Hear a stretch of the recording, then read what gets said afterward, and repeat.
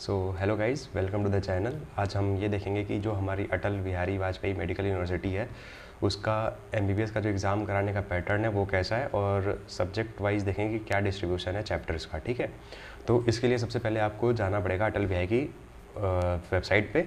तो आप गूगल पे जाओगे, आप टाइप करोगे अटल बिहारी वाजपेयी यूनिवर्सिटी। ठीक है, अटल बिहारी वाजपेयी यूनिवर्सिटी। अब इसके ऑफिशियल साइट पे जाओगे आप जब, तो देखो ये हुई इसकी ऑफिशियल साइट। इसकी ऑफिशियल साइट पे जाओगे तो आपको यहाँ पे ऊपर के साइड पे दिखेगा कोर्सेज एंड सिलेबस। ठीक है, तो कोर्सेज एंड सिलेबस पे जाओ, यहाँ पे आपको दिखेगा मेडिकल कोर्सेज। तो मेडिकल कोर्सेज पे देखो, यहाँ तो सेशन है, ये कुछ एग्ज़ाम सैम्पल पेपर भी दे रखे हैं और तुम्हारे पास कुछ सिलेबस दे रखा है। तो हम अभी सिलेबस पे देखेंगे। ठीक है, तो सिलेबस जैसे एनाटमी का देखो, तो एनाटमी का ये सिलेबस रहा। तो subject syllabus with paper distribution, paper wise distribution. इसमें तुम्हारे जैसे पेपर 1 है, इसमें जनरल एनाटमी है, सीएनएस है, ठीक है, हेड एंड नेक है, अपर लिम्ब है, और जनरल हिस्टोलॉजी, जनरल इम्ब्रोलॉजी। और उसी तरह अगर सिलेबस 2 का देखोगे पेपर 2 के लिए, तो वहाँ पे thorax, abdomen and pelvis, lower limb, systemic histology, systemic embryology और जेनेटिक्स है, ये सारी चीज़ें हैं। तो ऐसे ही आप और भी दूसरे सब्जेक्ट्स का देख सकते हो जो हमारे सब्जेक्ट्स हैं, जैसे कि बायोकेमिस्ट्री है। देखो जैसे बायोकेमिस्ट्री का है, तो बायोकेमिस्ट्री में ये सिलेबस है। ठीक है, इसके अकॉर्डिंग ही आपको पढ़ाई करनी पड़ेगी। और अगर आप फिजियोलॉजी का देखो, तो फिजियोलॉजी का ये चीज़ है, सिलेबस 1 यानी पेपर 1 का सिलेबस और पेपर 2 का सिलेबस। ठीक है, तो इसमें ये सारी चीज़ें आ जाती हैं। आप इसके अकॉर्डिंग ही आपको तैयारी करनी पड़ेगी। तो अभी हम देखेंगे कि क्या पैटर्न है, कैसे क्वेश्चंस आते हैं और पास हो कैसे हो जाता है। ठीक है, तो बहुत ईजी है पास होना। अभी हम देखेंगे आगे कैसे पास होते हैं। तो देखो सिंपल सी बात है कि फर्स्ट ईयर में हमें भी पता है कि हम बहुत सी चीज़ों में इन्वॉल्व रहते हैं, तो उतना पढ़ नहीं पाते हैं। फिर भी हमें पास होने का लास्ट में डर लगता है कि कैसे पास होंगे। तो देखो बहुत इजी होता है, पहले तो घबराना नहीं है। तुम नीट क्रैक करके आए हो, तुम आराम से पास हो सकते हो, इसमें कोई बड़ी बात नहीं है। अगर तुम साल भर नहीं भी पढ़े हो, लास्ट के 1 महीना, यानी कि तुम लास्ट के 1 महीने से अगर पढ़ना भी शुरू करोगे तो भी हो जाएगा। ठीक है, 15-20 दिन में तो अगर अच्छा कोर्स पढ़ लेते हो, लास्ट में तुम ज़्यादा पैनिक नहीं होते हो, तब तुम 15-20 दिन में भी खींच सकते हो। लेकिन अगर तुम वैसे से स्टूडेंट हो जो कि तुम्हें स्टार्टिंग से होता है कि नहीं, स्टार्टिंग से तुम्हें चीज़ें अगर पढ़ते हो तो ही लास्ट में कर पाते हो, तब तुम्हारे लिए स्टार्टिंग से पढ़ना ज़रूरी है। लेकिन जो बच्चे लास्ट में खींच के पढ़ लेते हैं उनके लिए आसान होता है। ठीक है, तो अगर तुम्हें डिसाइड करना है कि तुम कैसे बच्चे हो, तुम अपने अकॉर्डिंग ही तुम्हें पढ़ना पड़ेगा। ठीक है, बहुत से सीनियर्स तुम्हें मिलेंगे जो कहेंगे कि लास्ट के 10 दिन में पढ़ के पास हो जाओगे। ऐसी बातों पे ध्यान नहीं देना है। वो वैसे रहे होंगे, वो पास होंगे। ऐसा नहीं है कि पास नहीं हो सकते हैं, बिल्कुल पास हो सकते हैं, लेकिन हर बच्चा डिफरेंट है। ठीक है, तुम्हें पता है कि तुम कैसे हो, तो तुम्हें ऐसी बातों पे विश्वास नहीं रखना है कि लास्ट के 1 महीने में पढ़ के पास हो जाएंगे, लास्ट के 10 दिन में पढ़ के पास हो जाएंगे। ऐसा नहीं है। तुम जैसे हो वैसे अपने को पहचानो कि तुम लास्ट में कर सकते हो, तो तुम लास्ट के 10 दिन में कर सकते हो, तुम लास्ट के 1 महीने में कर सकते हो। तुम्हें पता है कि तुम थोड़ा कैचिंग पावर कम है, मेहनत ज़्यादा लगती है। नीट में भी तुमने देखा होगा कि तुम्हें ज़्यादा मेहनत अगर लगी है, ठीक है, तो उस हिसाब से तुम्हें बैकअप रखना पड़ेगा, यानी कि पहले से ही तुम्हें तैयारी करनी पड़ेगी। तो ऐसे सीनियर से बचना है जो कि बहुत ही लाइट कर देते हैं चीज़ों को कि नहीं बहुत आसान है, सब हो जाएगा। सब हो जाता है, बट उनके लिए हो गया होगा, वो तेज़ होंगे, उनके लिए हो गया होगा। तुम्हें देखना है कि तुम कैसे हो। ठीक है, अब देखो, अब मैं तुम्हें कुछ पेपर दिखाऊंगा जो हमारे टाइम पेपर हुआ था, और उसमें कुछ ऐसे स्ट्रेटजी बताऊंगा कि जिससे कि तुम आराम से पास हो सकते हो। ठीक है, तो देखो ये है मेरे टाइम का पेपर। जैसा कि तुम्हें देख रहा हो कि मैंने बताया कि पेपर 1 और पेपर 2 होता है एनाटमी में। तो अभी एग्जांपल हम एनाटमी का लेंगे। तो एनाटमी के पेपर 1, पेपर 1 में आपके 2 चीज़ें आएंगी। ठीक है, पेपर 1 जैसे होगा, पेपर 1 पेपर फर्स्ट, तो इसमें सेक्शन ए और सेक्शन बी है। ठीक है, सेक्शन ए और सेक्शन बी है। इस सेक्शन ए में तुम्हें पता है MCQ आएंगे। वो MCQ कितने होंगे, 20 क्वेश्चन होंगे जो कि 20 मार्क्स के होंगे। ठीक है, सेक्शन बी जो तुम्हारा है वो थ्योरी है। ठीक है, थ्योरी है। इस थ्योरी में तुम्हारे को 20 नंबर तो वहाँ से हो गया। अब ये आएगा 80 नंबर का। ठीक है, ये होगा 80 मार्क्स का। तो पास होने के लिए हमारे पास मिनिमम रिक्वायरमेंट क्या है, कि मिनिमम रिक्वायरमेंट ये है कि आप, अगर आपको अच्छे तरीके से पास होना है तो जो MCQ 20 मार्क्स के हैं ना, इसमें आप कोशिश करोगे कि आप मिनिमम टू मिनिमम 10 क्वेश्चन सही कर लो। तो अगर आप 10 मार्क्स यहाँ से उठा लेते हो तो आपको इस 80 मार्क्स में से केवल कितने उठाने होंगे, 30 मार्क्स। ठीक है, 30 मार्क्स इस 80 क्वेश्चन में से उठाने होंगे। तो बात यह है कि तब आप पास हो सकते हो, क्योंकि पास होने की मिनिमम कितना है, 40 मार्क्स तो होने चाहिए। ठीक है, पेपर 1 और पेपर 2 दोनों में 40 होगा तो आपका काम बन जाएगा। ठीक है, और बाकी प्रैक्टिकल का तो कॉलेज वाले देख लेते हैं, वो आपको मिल जाएंगे नंबर, उसमें आप घबराने की कोई ज़रूरत नहीं है। ठीक है, आज तक कोई ऐसा नहीं हुआ है कि मतलब मेरे यहाँ तो मेरे जानने में तो ऐसा नहीं हुआ है कि प्रैक्टिकल में किसी को फेल कर दिया और उससे उसकी ईयर बैक आ गई हो। ठीक, तो देखो अब पहला जो 20 मिनट होगा पेपर का, ठीक है, पहला जो 20 मिनट होगा पेपर का, पहला जो 20 मिनट होगा उसमें आपका MCQ आएंगे 20 MCQ। उसके लिए आपको एक अलग OMR मिलती है, तो उस OMR में आपको 20 क्वेश्चन फिल करने होते हैं, बिल्कुल नीट जैसा। ठीक है, तो उसमें क्या करोगे आप कि आपके जो 3 घंटे हैं उसमें का ही पार्ट है 20 मिनट। अब ऐसा नहीं है कि तो 20 मिनट अलग मिलेगा 3 घंटा अलग मिलेगा, ऐसा नहीं है। उसी 3 घंटे का ही पार्ट है ये 20 मिनट। उस 20 मिनट में आपको MCQ, आपको पेपर दिया जाएगा, OMR दी जाएगी, आप भरोगे और आपको आपकी OMR सबमिट हो जाएगी। ठीक है, अब आपको करना होगा आपके थ्योरी वाले क्वेश्चंस। तो मैंने क्या बताया कि ये जो सेक्शन A है, ठीक है, मल्टीपल चॉइस क्वेश्चन। अच्छा, एक और बात, खास बात ये है कि ये सेट वाइज आता है, 4 सेट होते हैं ABCD।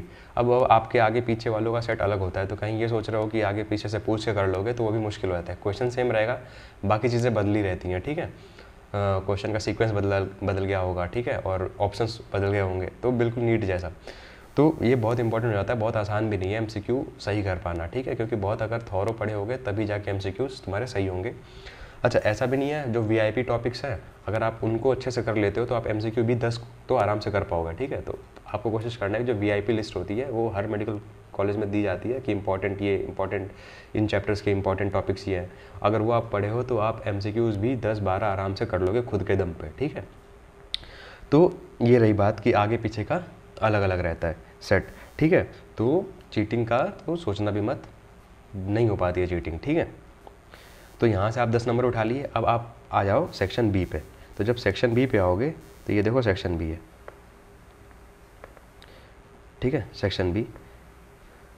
सेक्शन B में क्या होता है, देखो ये यहाँ पे 3 आवर्स दे रखा है, लेकिन ये गलत है। इसको आप 3 आवर्स नहीं 2 आवर्स 40 मिनट कर लो। ठीक है, ये बहुत बच्चे गड़बड़ कर देते हैं, बट आपको गड़बड़ नहीं करना है। ठीक है, क्योंकि टाइम मैनेज करना बहुत इंपॉर्टेंट है, क्योंकि आप पहली बार नीट के बाद आप थ्योरी पे शिफ्ट हुए हो। ठीक है, नीट में हम MCQ प्रैक्टिस करते हैं तो वो उसका हमारे को आदत होती है, बट यहाँ पे आपको ध्यान रखना है कि क्वेश्चंस करना और टाइम में करना बहुत इंपॉर्टेंट है। ठीक है, इसलिए मैं बार बार फोकस कर रहा हूँ कि वो 20 मिनट जो MCQ के हैं वो अलग से नहीं है, वो इसी में इंक्लूडेड है। वरना अगर आप नहीं टाइम मैनेज करोगे तो पेपर छूट जाएगा, पेपर छूटते ही फिर आपका जो नंबर मिलने का चांस है वो भी बहुत कम हो जाएगा और पास होना भी मुश्किल हो जाएगा। ठीक है, तो देखो इसमें क्या होता है कि लॉन्ग आंसर क्वेश्चन, ये जो 2 आते हैं, एक तो लॉन्ग आंसर क्वेश्चन आएगा और एक क्लिनिकल आएगा। ठीक है, ये दोनों बहुत इंपॉर्टेंट है, ये बहुत डिसाइडिंग फैक्टर है तुम्हारे पास होने में। ठीक है, अगर ये तुम्हारा फिक्स हो गया, मतलब जो तुम पढ़ के गए हो वही आ गया, तब तुम्हारी बल्ले बल्ले है, तुम आराम से निकल जाओगे। अगर ये जहाँ फंसा तो तुम्हारी गाड़ी लड़खड़ा सकती है। अच्छा, इनको प्रेडिक्ट कर पाना भी आसान होता है, वो VIP लिस्ट है, उसमें जो लॉन्ग आंसर क्वेश्चन है उन्हीं में से आते हैं। ये भी फिक्स है, कुछ अलग नहीं आएगा, जो VIP लिस्ट में दे रखा है वही आएगा। ठीक है, बात ये फंसती है कि बहुत ज़्यादा हो जाता है कि हाँ यार बहुत ज़्यादा टॉपिक्स हैं, कैसे किया जाए। तो देखो इसमें भी तुम दिमाग लगा सकते हो। मेरे टाइम पे थायराइड ग्लैंड आया था, ठीक है, तो अब तुम ये प्रिडिक्ट कर सकते हो कि अगली साल थायराइड ग्लैंड आने के चांसेस बहुत कम है। ठीक है, ऐसे तुम प्रीवियस ईयर के देखो, प्रीवियस ईयर का हर एक क्वेश्चन इंपॉर्टेंट होता है, प्रीवियस ईयर वाला आ सकता है। ठीक है, हो सकता है इसमें थायराइड ग्लैंड लॉन्ग आंसर में आया हो, तो अगली बार थायराइड ग्लैंड तुम्हारे शॉर्ट आंसर में आ जाए, लेकिन आने के पूरे चांसेस हैं। ठीक है, तो तुम्हें लॉन्ग आंसर क्वेश्चन प्रिडिक्ट करना है कि कौन सा आएगा, वो प्रिडिक्ट करना VIP लिस्ट से हो जाएगा। ठीक है, जो लॉन्ग आंसर के हैं, जो डबल ट्रिपल स्टार है, उनको अच्छे से करके जाना है। ठीक है, उन्हीं में से आएगा। तो अगर तुम्हारे ये चीज़ हो गई कि हाँ चलो लॉन्ग आंसर तुम्हारे दोनों फंस गए, यानी कि जो तुम पढ़ के गए थे वही आया है। ठीक है, ऐसे केस में मान लो तुम्हारा पहले क्वेश्चन में मिनिमम मान के चलेंगे कितना हम स्कोर कर सकते हैं, तो ये 15 मार्क्स का होता है, तो मैं मान लेता हूँ कि तुम्हें मिनिमम 8 नंबर तो इसमें मिलेंगे। ठीक है, अगर तुम पढ़ के गए हो, जो तुमने पढ़ा है उसको अच्छे से प्रेजेंट कर दिया, तो मिनिमम 8 तो मिलते हैं। ठीक है, 8 ही मिलते हैं, बहुत ज़्यादा नहीं मिल जाएंगे, 15 में से 14 नहीं मिल जाएंगे। ठीक है, बहुत कम मार्क्स दिया जाता है, 8 से 12, 8 से 11 ऐसे नंबर मिलते हैं, तो मैं मान लेता कि चलो 8 मिल रहे हैं। सेम उसी तरह से क्लिनिकल वाले में भी तुम्हें 8 नंबर मिल जाते हैं मान लो। ठीक है, वो भी 15 नंबर का है, 8 वहाँ से मिल गए। क्लिनिकल आसान होता है क्योंकि वो पार्ट में डिवाइडेड होता है। ठीक है, अच्छा यहाँ भी पहले क्वेश्चन में भी जैसे ब्लड सप्लाई हो गया, रिलेशन हो गया, नर्व सप्लाई हो गया, क्लिनिकल एनाटमी हो गया, तो इनको आपको प्रॉपर हेडिंग डाल के लिखना है। अगर हेडिंग डाल के लिखोगे, क्लिनिकल एनाटमी लिख दोगे, ठीक है। तो ये सब एग्जामिनर को बहुत अट्रैक्ट करता है और वो आपको पास बिल्कुल भी कर देगा आराम से, ठीक है। तो सेकंड क्वेश्चन जो क्लिनिकल वाला था वो भी इसमें पार्ट वाइज होता है, तो उसमें भी स्कोर करना आसान होता है। तो मैं मान लेता हूँ कि वो भी आपको 8 नंबर मिल गए वहाँ से। अब तीसरा जो क्वेश्चन आता है वो था short note question. Short note question में क्या होता है कि इसमें आपको 500 वर्ड्स के अंदर ही लिखना होता है। तो इसमें पता है क्या होता है, इसमें 6 क्वेश्चन आएंगे, ठीक है, सॉरी 5 क्वेश्चन आएंगे 6 नंबर के।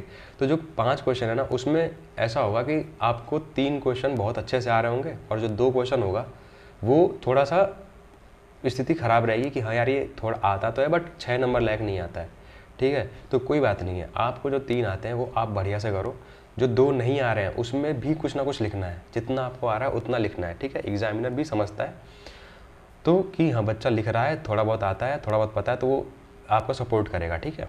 तो आपको यहाँ पर भी लिखना है। तो मैं मान लेता हूँ कि मिनिमम तो मिनिमम हर क्वेश्चन पे आपको अगर 2 नंबर मिल रहा है मिनिमम, सोचो 6 नंबर का क्वेश्चन है, हम वर्स्ट चेकिंग है ना कि एग्जामिनर बहुत स्ट्रिक्ट होगा, 2 नंबर ही दे रहा है, तो वो केस मान के चल रहे हैं सबसे मिनिमम। तो मिनिमम आप यहाँ से कितना उठा सकते हो, 12 नंबर उठा सकते हो, ठीक है।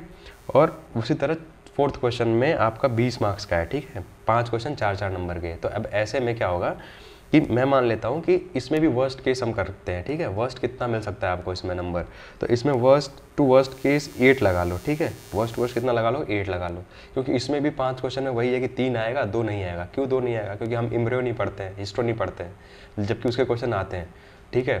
तो उसके 2 क्वेश्चन हटा दो तो मिनिमम 8 नंबर यहाँ से उठ जाएंगे।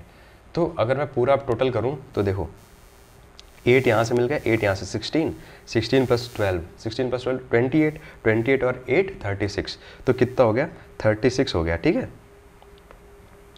36 नंबर मिल गए, 36 नंबर यहाँ से 36 नंबर मिल गए। और मैंने कहा था कि MCQ के 10 नंबर, तो ये मिलकर कितने हो गए 46, ठीक है 46, और यानी कि ये हो गए आप पास, ठीक है। तो ये मिनिमम है, मैंने मिनिमम बहुत मिनिमम वर्स्ट चेकिंग करके आपको बताया कि इतना मार्क्स बन सकता है, ठीक है। तो पास होना आसान है, मेन आपका जो डिसाइडिंग फैक्टर होगा वो होगा लॉन्ग आंसर क्वेश्चंस। वो दोनों क्वेश्चंस होंगे 15-15 नंबर वाले। अगर वो आप अच्छा कर पाते हो तब आपके लिए ये चीज़ें आसान हो जाती है। सोचो अगर ये आप लॉन्ग आंसर क्वेश्चन नहीं कर पाते तो यहाँ पे आपको बहुत कम आइडिया है तो नहीं आ रहा है, तो यहाँ पे आपको कहीं ना कहीं 4 नंबर मिल जाएगा। ये भी नहीं आ रहा तो यहाँ भी 4 नंबर मिल जाएगा। तो सोचो 8 नंबर सिर्फ यहाँ से इन दोनों क्वेश्चन से बने 8 नंबर, जबकि इनका पोटेंशियल कितना था 30 मार्क्स का था, उसमें से आपको मिले 8 नंबर। तो ये बहुत मुश्किल हो जाता है आगे, फिर आगे के जो क्वेश्चन हैं उनमें गेन करना। तो मैक्सिमम चांसेस होते हैं कि आप लॉन्ग आंसर में ही ज़्यादा गेन कर पाते हो, ठीक है। तो घबराना नहीं है, जो VIP लिस्ट होती है उसी से पढ़ना है, ठीक है। All the very best.